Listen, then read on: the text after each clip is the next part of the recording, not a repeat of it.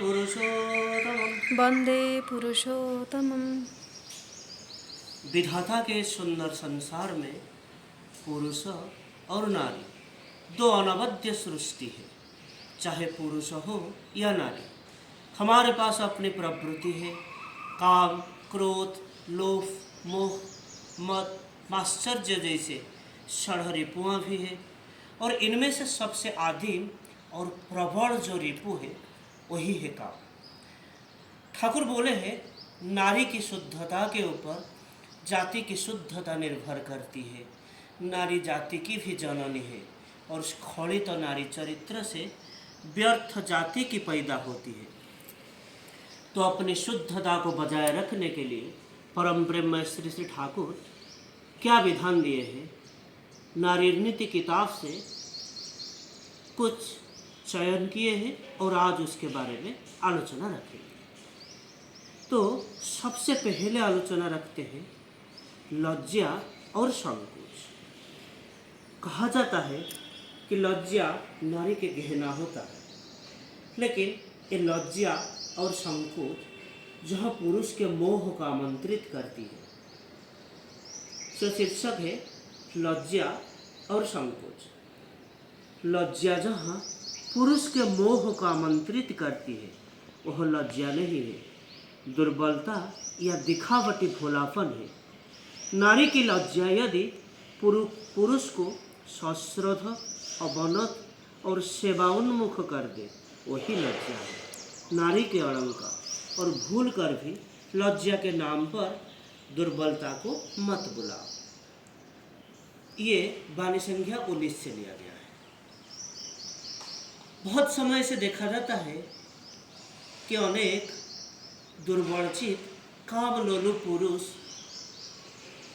व्यर्थबोधक बातें बोलते हैं, डबल मीनिंग जैसे वर्ड करते हैं, कुछ अश्लील इंगित भी करते हैं, और जहाँ कन्याएं हो, माताएं हो, अपने बहनें हो, सब ढल जाते हैं या खुद को संकोच अनुभव करते हैं। तो इसे बहिरंगित में कैसे खुद को बचाना है, इसके बारे में ठाकुर क्या बोले। शीर्षक है बहिरंगित चरित्रानुसंधान। अपनी दृष्टि, चलन, मुस्कान, वाक्य, आचार व्यवहार को इस तरह से चरित्रगत करने की चेष्टा करोगी जो साधारणतः पुरुष वर्ग की ही भक्ति, संभ्रम, श्रद्धा को आकर्षित करे।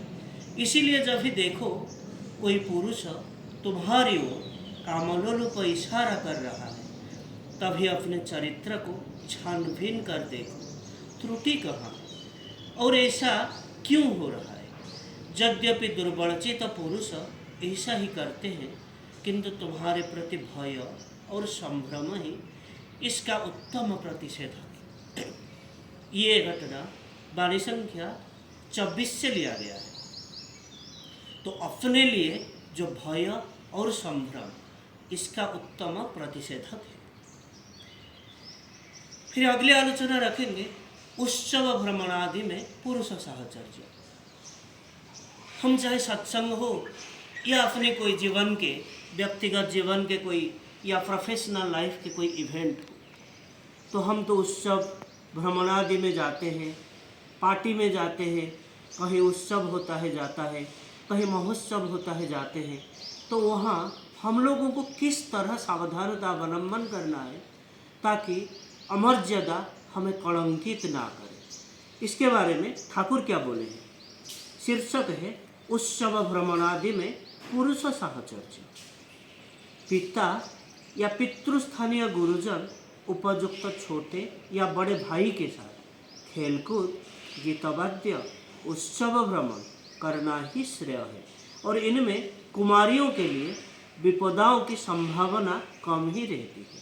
संभव हो तो तुम इसी प्रकार से चलो जब तक ऐसा सामर्थ्य नहीं अनुभव करती हो जिसमें पुरुष मात्र ही तुम्हारे निकट संभ्रम से अवनत हो जाए।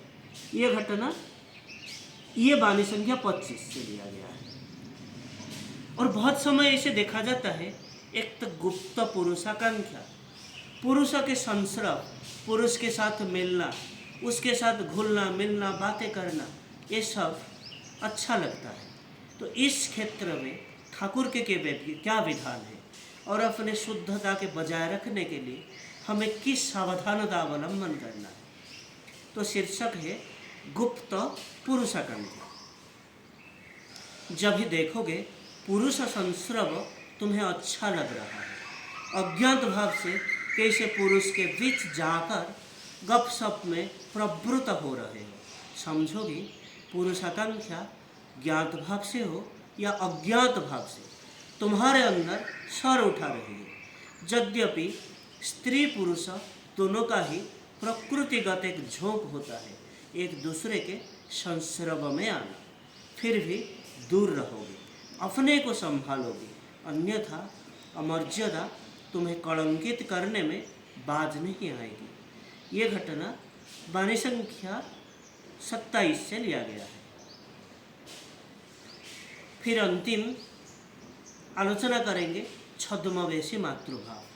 अनेक दुर्बलचित नीच चिंता परायण कामलोलु पुरुष, और ऐसे घटना, ऐसे कामलोलु नीच भेड़िया जैसे पुरुष या युवकों की संख्या इस सत्संग जगत में भी कम नहीं है।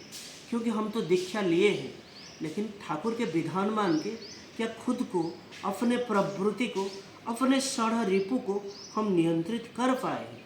इसीलिए ऐसे घटना सत्संग जगत में दिखना विरल बात नहीं है या कोई नई बात नहीं है, ऐसे तो चीज़ एक्सपेक्टेड है। इसी क्षेत्र में हम लोगों को क्या सावधानता अवलंबन करना है, कैसे खुद को बचाना है, कैसे अपने शुद्धता पर ध्यान देना है, इसके बारे में ठाकुर क्या बोले हैं। और हम लोगों को स्पेशली सत्संगियों को इसके पर विशेष ध्यान देना है, क्योंकि हम लोग तो ठाकुर के सत्संग के ब्रांड एम्बेसडर हैं। हमारे चाल चलन आचार आचरण हम ठाकुर को ही रिप्रेजेंट करते हैं। तो इसीलिए हमको कैसे सावधानता अवलंबन करना है, ठाकुर क्या बोले हैं।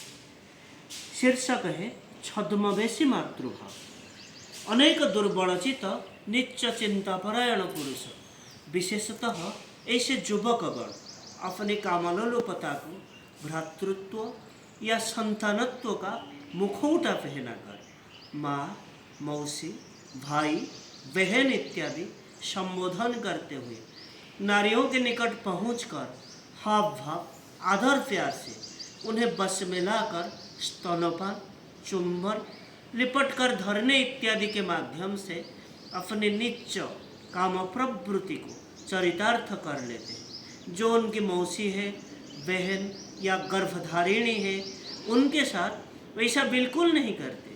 सावधान हो, ऐसे माँ, मौसी, पुत्र, भाई बनने वाला इत्यादि संबंध से उसमें नारियों काम भाव में उद्दीप्त होकर ऐसे पुरुष के प्रति ढल पड़ती है और फलस्वरूप आत्मविक्रय करने को बाध्य होती है। गोपनता ही इन लोगों का उत्तम क्षेत्र है, इसीलिए वे प्रायः लोकजन से दूर हटकर रहना चाहते हैं।